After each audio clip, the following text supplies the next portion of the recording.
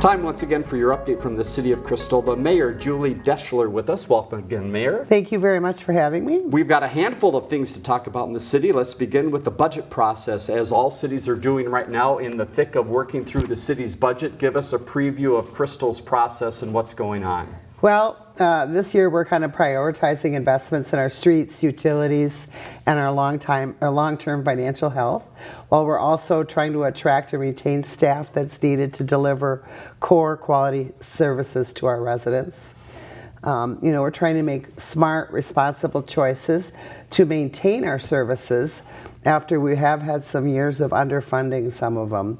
And while we recognize the levy increase impacts the taxpayers, but we need residents to understand too that you want to continue to receive strong services for their dollar, and we feel like we are accomplishing that compared to other neighboring cities. There will be an opportunity for the public to come in and weigh on the proposed budget increase at our October 7th City Council meeting. That's a Tuesday night at City Hall at 7 o'clock. All right, more information about the budget and that process on the city's website, crystalmn.gov. Let's talk a little bit about parking within the city. The city has done some updating there. Give us a little background. Why is this something the city looked at and made a few changes? Well, the city of Crystal does not allow overnight street parking in anywhere in the city between 2 a.m. and 5 a.m. in the morning. So we receive a lot of calls from residents in the community saying that there's a lot of people parking overnight and they're not supposed to be, and we're not enforcing it. And so we have trying to make, send the message out clear that overnight parking isn't allowed, but while we don't allow parking overnight, we also, recognize that there are times that people have visitors coming in from out of town. So we have a couple opportunities for short-term parking permits. The first two of them, they're for 2 weeks. Just go to City Hall, the police department, and you can get your first two-week parking passes for free. And then there are times if you have a student in college coming home for the summer, you can also purchase a long-term summer parking permit.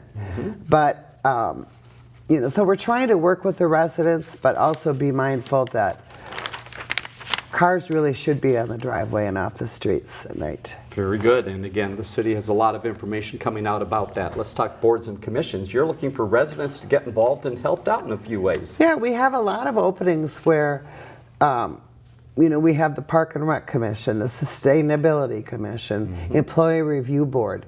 And we need local volunteers that are interested and engaged and want to be helpful in making some decisions and crafting the quality of life in our community. So we do have some openings for those commission seats, and if you want to check that out, go to our city website, and there's it'll talk about the opportunities to serve on those commissions, and we would love to have people join us. And again, crystalmn.gov. Let's talk about strategic planning. You're looking way into the future now. What is this process? We are.